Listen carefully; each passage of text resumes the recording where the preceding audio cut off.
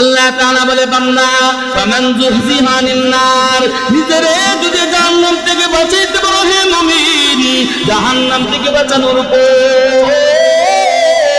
ওয়া উদখিলাল জান্নাতা ফাকাদ ফাত, হে বান্দা নিজেরে যদি জান্নাতি বানাইতে পারো, যদি জান্নাতের মালিক হতে পারো হে বান্দা, তাহলে তুমি দুনিয়া পরকাল উভয় জগতে তুমি সফল কাম, উভয় জগতে তুমি ধন্য হয়ে যাইবা। আর নিজেরে যদি জাহান্নাম থেকে বাঁচাইতে না পারো, তুমি যদি জান্নাতের মালিক হতে না পারো, এই দুনিয়ার সফলতা কেমন আল্লাহ তাআলা জানায় দেয়। ওয়ামাল হায়াতুদ দুনিয়া ইল্লা মাতাউল গুরুর,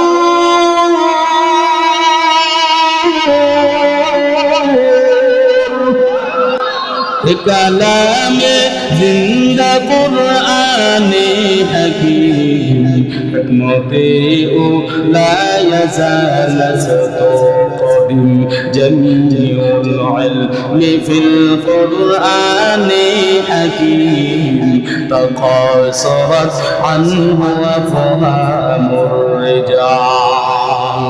ওয়া কুরআন কালামুল্লাহ বশানো, কদিমাস্তে নুঈন। আল্লাহু আকবার। আল্লাহ তাআলা বলেন ওয়া মা হাদিহিল হায়াতুদ দুনিয়া ইল্লা লাহবু ওয়া লাইব, এ আমার বান্দা শুনে না, এ আমার কলিজার যুবক, এ বৃদ্ধ বাবারা গো, এ পর্দানিশী মা বোনেরা গো, দিলের কানটা লাগা শুনো। আল্লাহ তাআলা বলে এই দুনিয়া তো একটা খেলার ময়দান, এই দুনিয়া একটা দুঃখবাদের জায়গা।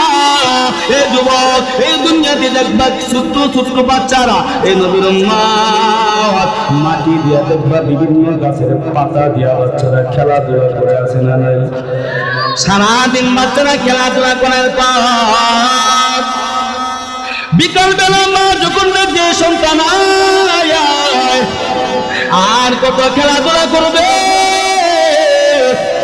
এবার ওই ছোট্ট বাচ্চারা খেলাধুলা সব বাদ দিয়া হে নবীর উম্মত দেখবেন মাটি দিয়া তরকারি রান্না করে আছে না, বিভিন্ন পাতা দিয়া তরকারি বাচ্চারা রান্না করে। হে নবীর উম্মত কত সুন্দর আয়োজন করে, আবার বিভিন্ন পাতার মাধ্যমে তারপরে খাবার দেয়, কোনারে জন্য দাওয়াত দেয়। আসেনি বাচ্চারা এই খেলাধুলা করার পর বলেন তো, যখন মা যখন ডাক দে সন্তান আয় আর খেলার সময় নাই, ওই বাচ্চাগুলো খেলা ফালাইয়া সব কিছু পা দিয়ে লাথি মাইরা ওই বাচ্চাগুলো মায়ের দিকে রওনা হয়ে যায়। আরেকটা এক্সাম্পল দেয়া বোঝায়, এই যে দুনিয়াতে টিভির মধ্যে ফুটবল খেলা হয় কি হয় না? এই ফুটবল খেলা হয়নি? ওই টিভির মধ্যে ফুটবল খেলা যখন হয়, ওই ফুটবল খেলার ভিতরে বলেন তো কয় ঘন্টা সময় দেওয়া হয়? হ্যাঁ, কয় ঘন্টা? 1 ঘন্টা, অনেকে 90 মিনিট, অনেকে 80 মিনিট। তার মানে এত ফুটবল খেলার বক্তে এলাকা নিয়ে সবাই মনে হয় ফুটবল খেলা দেয় নাকি? না দেখলে কয় কেমনে 1 ঘন্টা না 2 ঘন্টা ধরেন, 1 ঘন্টার সময় ধরেন দেওয়া হয়। এই নবীর উম্মত ওই ফুটবল খেলার ভিতরে একজন রেফারি আছে না নাই?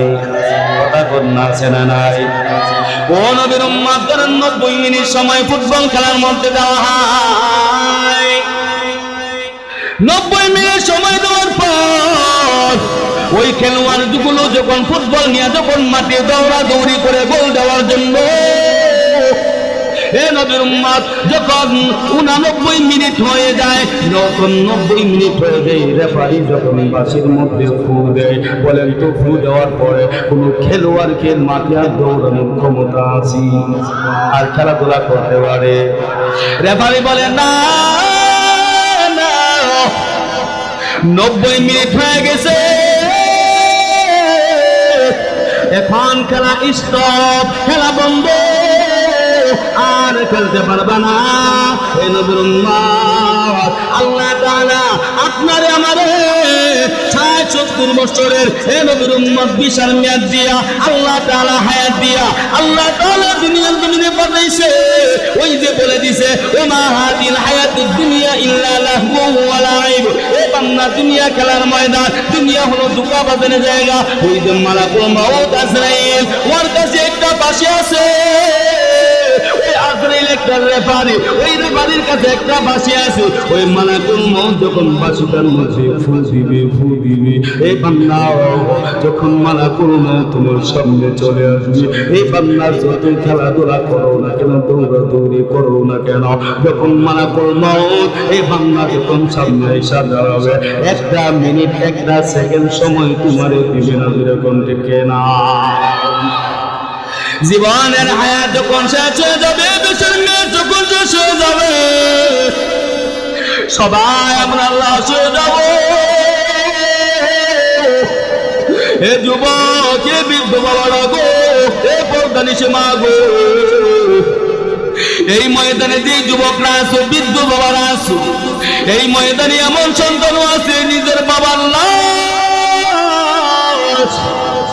নিজ হাতে বড়ই পাতার গরম পানি দিয়ে গোসল দিয়া নিজ হাতে নিজের বাবার লাশ কবরে নামাইছে। এই ময়দানে এমন জীবন বায়ু আছে, জীবন একসাথে খেলাধুলা করছে দুনিয়ার জমিনে। আজকে তুমি আছো কিন্তু তোমার বন্ধু আজকে দুনিয়ার জমিনে নাই।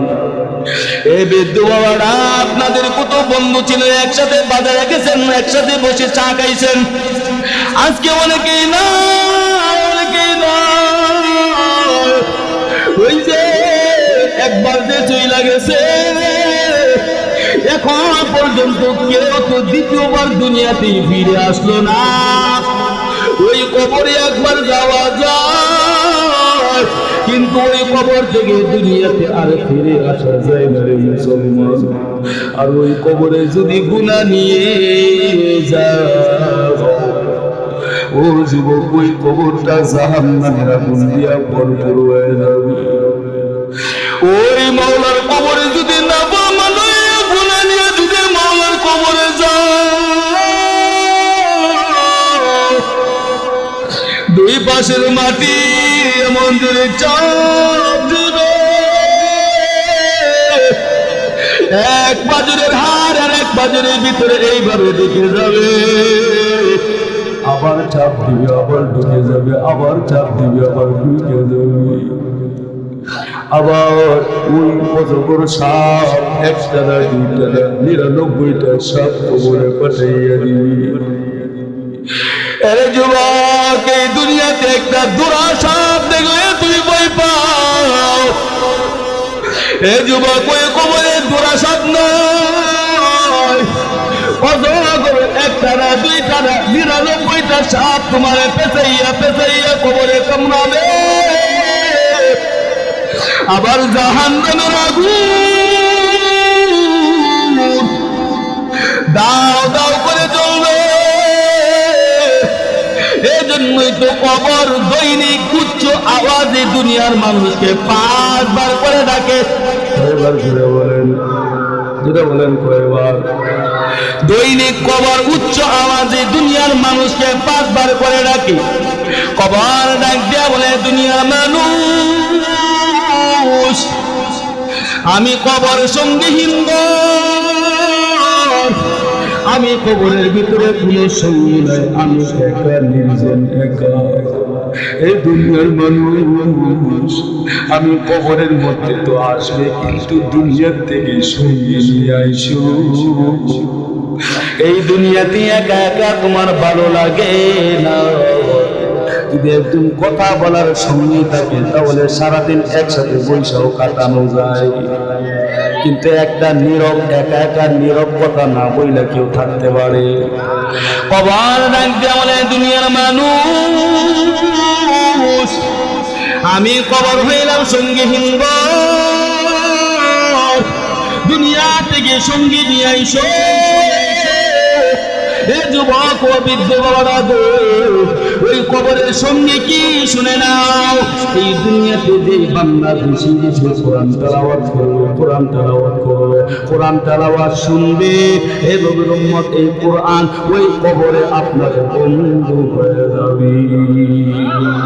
আর জোরে বলেন সুবহানাল্লাহ।